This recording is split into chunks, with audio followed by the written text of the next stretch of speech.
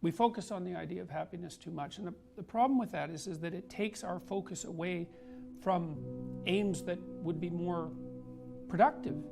It's much better to aim for meaning than for happiness. Best bet is truth, but that doesn't necessarily mean that's always going to do the trick, right? I mean, sometimes you go fight a dragon and it eats you, and if you being eaten wasn't a real possibility, it wouldn't be a real fight. And so you see people, like I've seen people in my clinical practice sometimes. I had one client in particular who was undergoing a particularly vicious divorce with someone who was really seriously inclined to take him out and would do pretty much everything at her disposal to do so. And I strategized with him for about 3 years, and we did everything. And hyper carefully. He was a very conscientious and diligent person, and he put into practice everything that we discussed and strategized, and he still he got backed into a corner so hard that I didn't know how to help him anymore. So I would say, however, that he was a very truthful person throughout that, and one thing he did do was, part of it was a custody battle, and he did manage, despite his decline, in consequence of being repeatedly cornered, I would say, he did manage to establish what I think was a lasting relationship with his kids. So he might have got enough out of what he did to justify it, even though the whole landscape was pretty awful. I think that not lying is your best bet, but life is hard and people get run over, and it doesn't necessarily mean that you're going to emerge in any obvious sense triumphant. But if you take the alternative path, especially when you're facing severe tribulations, let's say, and you complicate those with deceit, you can be sure that whatever tragedy that you're confronting is going to turn into not only tragedy, but something very much akin to hell.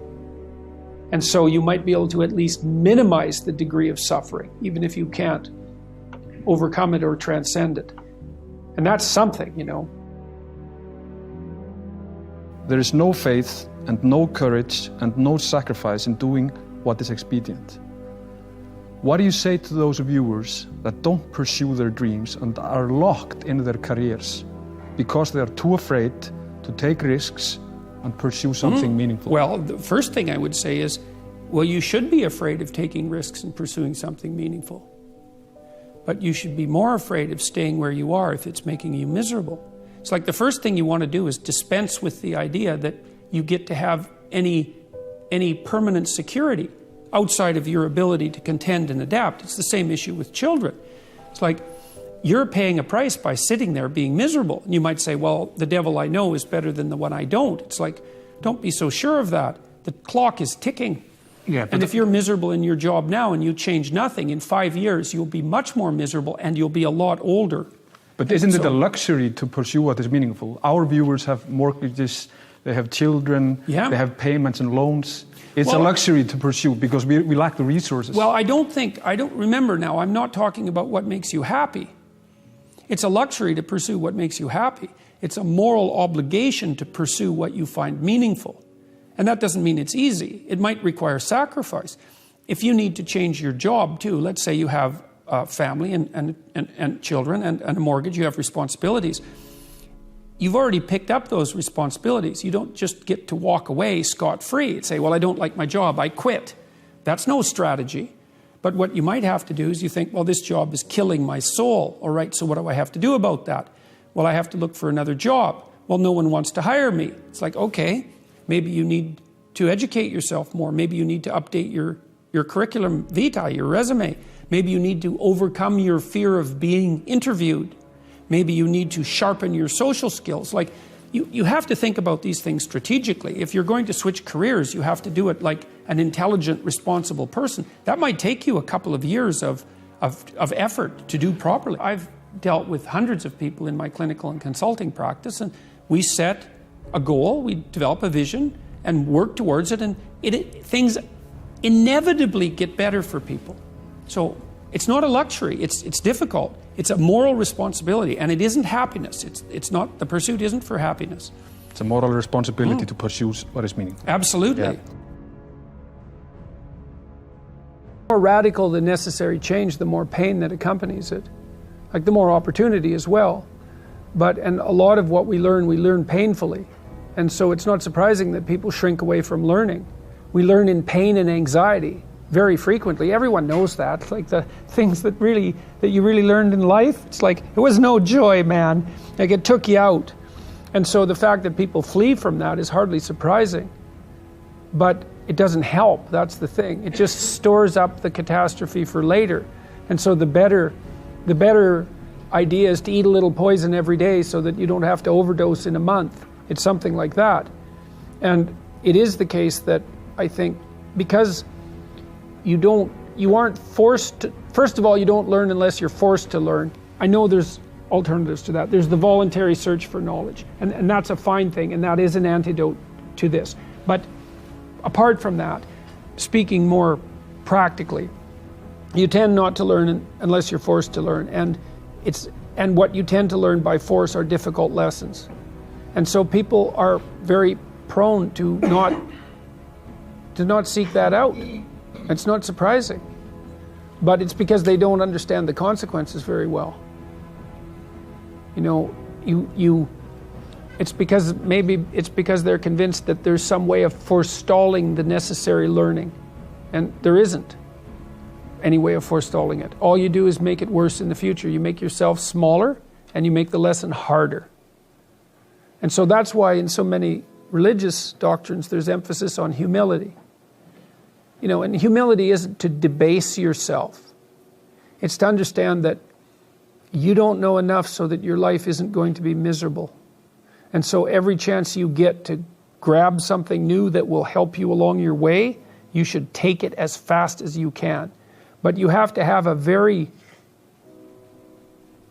tragic, I would say, view of reality, and also a harsh one, because it's not just tragedy, it's also malevolence. You have to understand that those are waiting for you, and that makes you desperate enough to learn, and that might make you desperate enough to fall out of your ideology. But that's a hard way of looking at the world. It beats living through it, though. Continual circling, in some sense, of who you could be. You might notice, for example, that there are themes in your life. You know, when you go back across your experiences, you see you kind of have your typical experience that sort of repeats itself.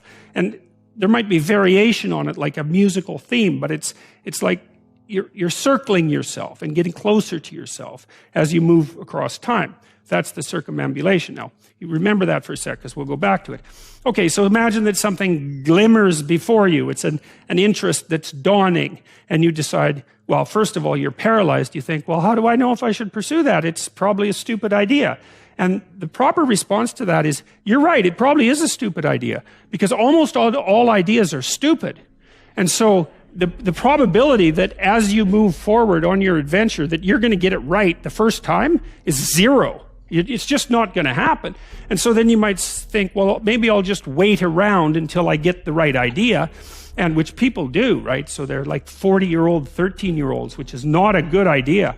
And so they wait around until it's waiting for Godot, until they finally got it right. But the problem is you're too stupid to know when you've got it right. So waiting around isn't going to help, because even if the perfect opportunity manifested itself to you in your incomplete form, the probability that you would recognize it as the perfect opportunity is zero. You might even think it's the worst possible idea that you've ever heard of anywhere. Highly likely. Highly likely. So you have, Nietzsche called that a will to stupidity, which I really liked. So, because he thought of stupidity as being you have to take it into account fundamentally and work with it. And so you can take these tentative steps on your pathway to destiny, and you can assume that you're going to do it badly. And that's really useful, because you don't have to beat yourself up. It's pretty easy to do it badly. But the thing is, it's way better to do it badly than not to do it at all. So you start your path and you think that you're heading, towards your star. And so you go in that direction. And then, because you're here, the world looks a particular way, but then when you move here, the world looks different, and you're different as a consequence of having made that voyage. And so what that means is that now that thing that glimmers in front of you is going to have shifted its location, because you weren't very good at specifying it to begin with, and now that you're a little sharper and more focused than you were, it's going to reveal itself with more accuracy to you. And so then you have to take a, it's almost like a 180-degree reversal. But it isn't, because, you've gone this far, and that's a long ways to get that far. But that's a lot farther than you would be if you just stayed where you were, waiting. And so it doesn't matter that you overshoot continually, because as you overshoot, even if you don't learn what you should have done, you're going to continually learn what you shouldn't keep doing.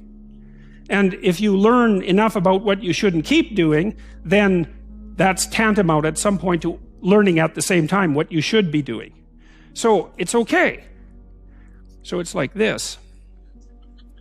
Now, what's cool about it, though, I think, is that as you progress, the degree of overshooting starts to decline, right? And that we know that there's nothing hypothetical about that. As you learn a new skill, like even to play a song on the piano, for example, you overshoot madly. You're making all sorts of mistakes to begin with, and then the mistakes, they disappear. So anyways, the fact that you're full of faults doesn't mean you have to stop. And thank God for that. That's a really useful thing. And the fact that you're full of faults doesn't mean that you can't learn. And so you can posit an ideal, and you're going to be wrong about it, but it doesn't matter, because what you're right about is positing the ideal, moving towards it. If the actual ideal isn't conceptualized perfectly, well, first, surprise, surprise, because what are you going to do that's perfect? So it doesn't matter that it's imperfect. It just matters that you do it and that you move forward. So that's really positive news as far as I'm concerned, because you can actually do that, right? You can do it badly. Anyone can do that. So that's useful. We're built for struggle, us human beings. You're not after the bubbles of bliss that Dostoevsky described in Notes from Underground. We're built to contend with the world. We're built to contend with reality. You want a challenge. And the best way that you can take on a challenge, because a challenge fortifies you. So you don't want to be secure, you want to be strong. And you get strong by taking on optimal challenges. And so you lay out your destiny in the world, and you take the slings and arrows of fate, and you make yourself stronger while you're doing so. And you might fail, and fortune might do you in, but it's your best bet. And people that have extracted unbelievable successes out of catastrophic failures. And I'm not saying that in a naive way. I know perfectly well what happens to people. You're doing fine in life, and then you get cancer, and then 6 months later you're dead. And all the heroism in the world isn't going to save you at that point. But that's not the point. That's not the point. Life is bounded by mortality. But that doesn't mean that you don't get out there and contend. And you develop by contending, and you minimize the net amount of suffering in the world. And that's something, man. That's something to do. It helps to read a lot. It really helps to write. So if you want to make yourself articulate, which is a very good idea, then not only should you read, but you should write down what you think.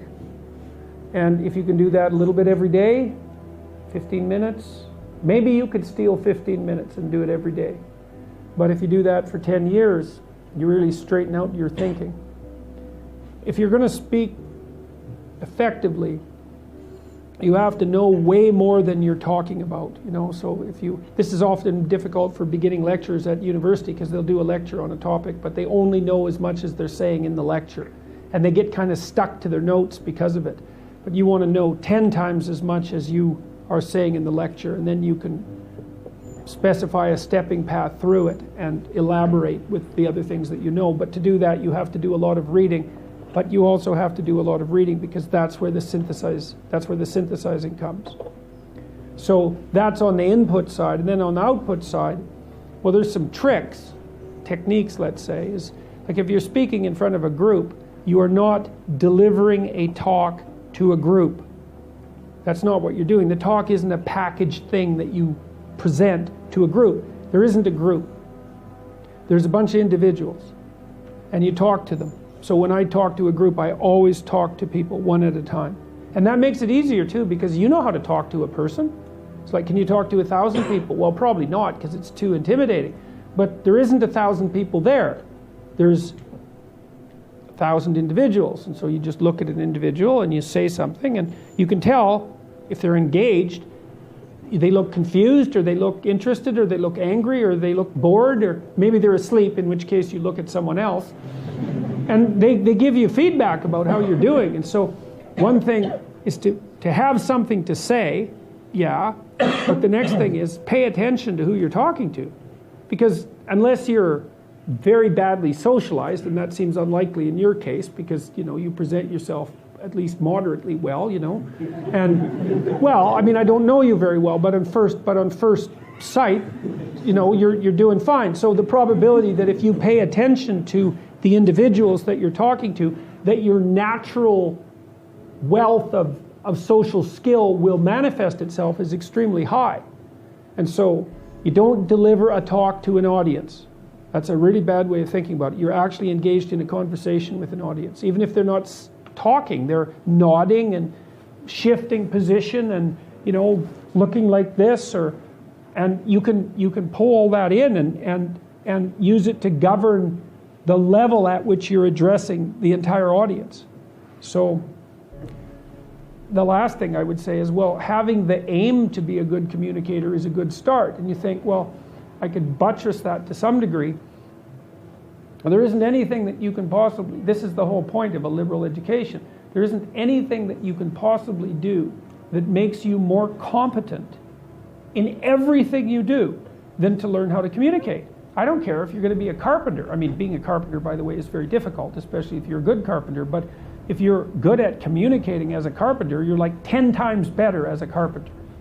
So, and this is something that the liberal arts colleges, I think, I don't know if they've forgotten it, but they don't do a very good job of marketing. It's like, well, what's the use of a bachelor's degree, a Bachelor of Arts? It's like, well, you can think, you can write, you can speak, you've read something. It's like, the economic value of that is incalculable. The people that I've watched in my life who've been spectacularly successful they have skills. Clearly, that's a minimum precondition. But they're also very, very good at articulating themselves. And so whenever they negotiate, they're successful. Well, that's kind of like the definition of success in life, right? You negotiate and you're successful. It doesn't mean you win. Because if you're a good negotiator, if you're a really good negotiator, everybody walks away from the negotiation thrilled. And so then people line up to do things with you. So, and that's all dependent on your ability to communicate. So practice.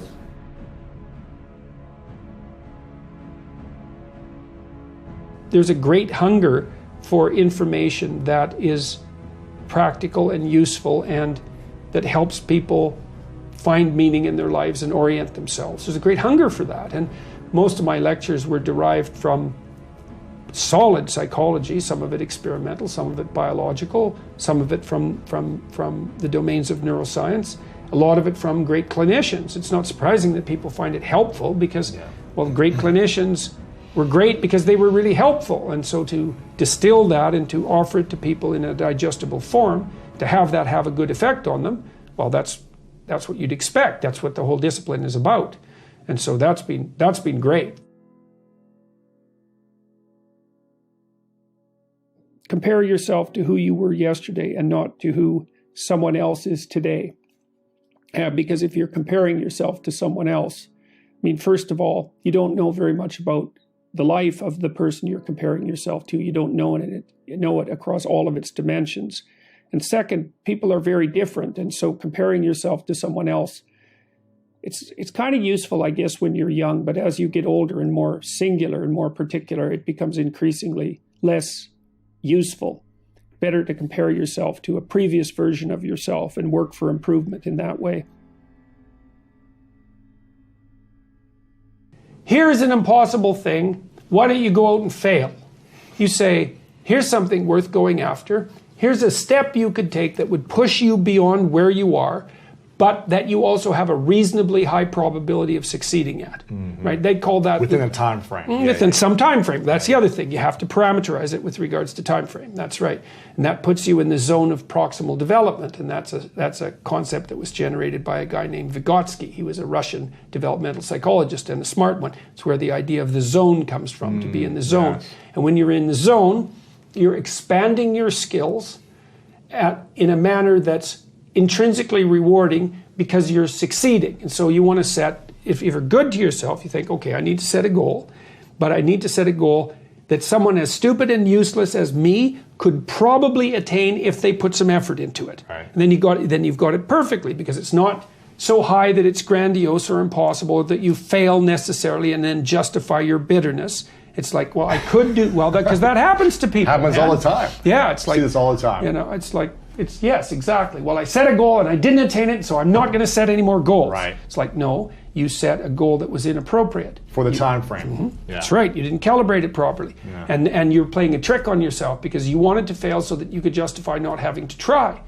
And being a victim. Yeah. Which isn't helpful. You're still going to be a victim. It's like, there's no way out of that, man. Yeah. So, because life is a challenge that in some sense can't be surmounted. So there's no way out of your problem, but there are certainly proper ways of dealing with it. Yeah. Life is difficult, and you cannot protect your children.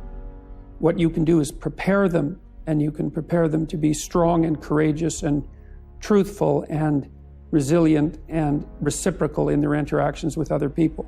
And that means you equip them for what life will be, which is at minimum a series of difficult challenges, and often more than that, because of course people go through very difficult times in their lives. And a resilient person is capable of standing up to things in the face of fear and moving forward voluntarily, convinced of their own competence and ability to prevail. And so your primary goal as a parent, apart from facilitating your child's social desirability, which is a major obligation on your part, is to encourage your children and I mean that literally, to instill in them a sense of courage in the face of the difficulties of life, and not to protect them from that. We don't even want to be protected from those difficulties, because a major part of life and its meaning is the challenge that comes with confronting difficulties. There is definitely an epidemic of overprotective parenting. But it's useful to ask why. And my suspicions is that this is driven by very fundamental biological and cultural phenomena that aren't generally considered in relationship to this issue. We don't have very many children. We don't have 12, 6 of whom die. We have 1 or 2, and that makes them very precious, right? We're unwilling to take risks with them, and no wonder. And then we also have them much later in life. And so, like, if you have a kid when you're 18, you're still a kid. You're going to go out and have your life, right? Because you're you're in the height of your exploratory. You're in the height of the exploratory part of your life. You're not going to overprotect your kid because you're still a kid. But if you're 40 and you have 1 child, it's like all your eggs are in one basket. And the probability that you're going to take undue risks with that precious person is very, very low. Now, obviously, there's some advantages to that because, great, you devote resources to your child, and foster their development. But the downside is that you have every motivation to hover. And maybe you're also extraordinarily desperate as a mother to maintain that bond with your child because you've struggled so long to achieve it. It's highly, highly valuable. You can't take a risk. Well, so we might say, well, perhaps overprotective parenting is a secondary and unintended consequence of the birth control pill and the fact that people now have children later in life. Could easily be. If you have 6 kids, it's like, what are you going to do? Helicopter parent them? It's like, no, you're so tired you can't even get off the couch if you have 6 kids. And they outnumber you, right? They're raising each other. They're competing and they're taking each other down a peg. There's no overprotection there. But with a single child landscape, or dual child landscape, mostly a single child landscape, then you're going to overprotect. And then that ethos starts to permeate the schools, and it starts to permeate the higher education institutions as those children mature.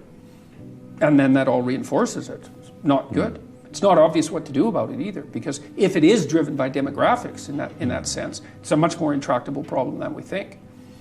So I did some of that in 12 Rules for Life. You know, I said, look, what you have to understand is that you're a danger to your children no matter what, right? You can let them go out in the world and be hurt, or you can overprotect them and hurt them that way. So here's your choice. You can make your children competent and courageous, or you can make them safe. But you can't make them safe because life isn't safe.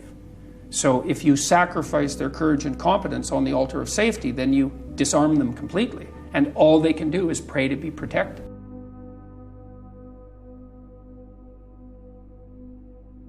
You have to move from point A to B in life, but point A is often a very difficult place to be because we're fragile and bounded and mortal and limited, and because we know that. And so one of the implications of that, as many great religious traditions are at pains to illustrate or demonstrate or proclaim, is that life is essentially suffering. And I believe that to be a fundamental truth. But perhaps not the most fundamental truth, because I think the most fundamental truth is that despite the fact that life is suffering, people can transcend that. And partly the way they transcend that is by pursuing things of value. And so that if there is no value proposition at hand, then you have no meaning to justify the difficult conditions of your life. And that's brutally difficult for people. You know, Nietzsche said, he who has a why can bear any how.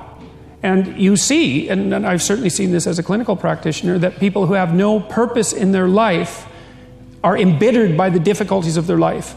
And they become first bitter, and then resentful, and then revengeful, and then cruel. And there's plenty of places to go past cruel. That's just where you start if you're really on a downhill path. That you have a certain delightful, wonderful, positive freedom as a child, and then that's given up as you approach adulthood. But the truth of the matter is that you have a lot of potential as a child, but none of that is capable of manifesting itself as freedom before you become disciplined. And discipline is a matter of the imposition of order, and the order is necessary, especially for people who are hopeless and nihilistic. And lots of people are hopeless and nihilistic, way more people than you think. And part of that is because no one's ever really encouraged them. And so the book is in part a matter of encouragement. It's like, lay a disciplinary structure on yourself, get the chaos in check, and then you can move towards a state that's freer, because it's discipline first. Like, look, if you're going to become a concert pianist, there's going to be several thousand hours of extraordinarily disciplined practice. That's the imposition of order on your potential, let's say.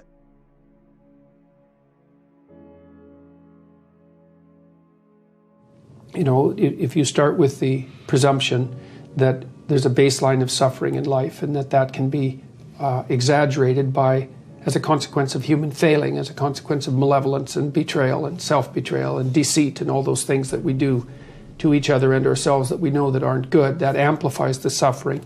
That's sort of the baseline against which you have to work. And it's contemplation of that often that makes people hopeless and depressed and anxious and overwhelmed and all of that. And they have the reasons. But you need something to put up against that. And what you put up against that is meaning. Meaning is actually the instinct that helps you guide yourself through that catastrophe. And most of that meaning is to be found in the adoption of responsibility. So if you think, for example, if you think about the people that you admire, well, you think about when you have a clear conscience first, because that's a good thing to aim at, which is something different than happiness, right? A clear conscience is different than happiness. Yeah, it's better. Yeah. That's you're not better. Like guilting yourself. You're not feeling bad about yourself. That's right. You feel that you've justified your existence, right? And so you're not waking up at 3 a.m. in a cold sweat thinking about all the terrible things that you've involved yourself in. What you said to someone that you shouldn't have said, or how you acted, or lied, what or opportunity you lost, or the things that you've let go that you should have capitalized on, and all of that. And so, if you think about the times when you're at peace with yourself with regards to how you're conducting yourself in the world, it's almost always conditions under which you've adopted responsibility, right? At least the most guilt I think that you can experience, perhaps, is the sure knowledge that you're not even taking care of yourself, so that you're leaving that responsibility to other people, because that's pretty pathetic. And unless you're psychopathic and and you're living a parasitical life, and that characterizes a very small minority of people, and an even smaller minority think that's justifiable. But most of the time you're in guilt and shame because you're not only are you not taking care of yourself, let's say, so someone else has to, but you're not living up to your full potential. And so there's an existential weight that goes along with that. People have an unspecified potential for development, educationally, obviously, with regards to the skills they have, but also in relationship to their character. And it's much more encouraging for people, I think, to concentrate on who they could be rather than who they are, especially when they're young, because they still have most of their life ahead of them, and they're not everything they could be yet. And so to tell people even something like, well, you should feel good about yourself the way you are, it's like, well, that there's something there that's seriously lacking, because there's so much more that you could be, that you need to be, and that you should be aiming at. The problem with being okay the way you are is that you don't have a goal then. And people need to have a goal in order to come to terms with their life. The baboon here, who's supposed to be basically just a fool when the story was first written, he turned into what's essentially a shaman across time. So he represents the self from the Jungian perspective. Now, the self is everything you could be across time. So imagine that there's you and there's the potential inside you, whatever that is, And potential is an interesting idea because it represents something that isn't yet real, yet we act like it's real. Because people will say to you, you should live up to your potential.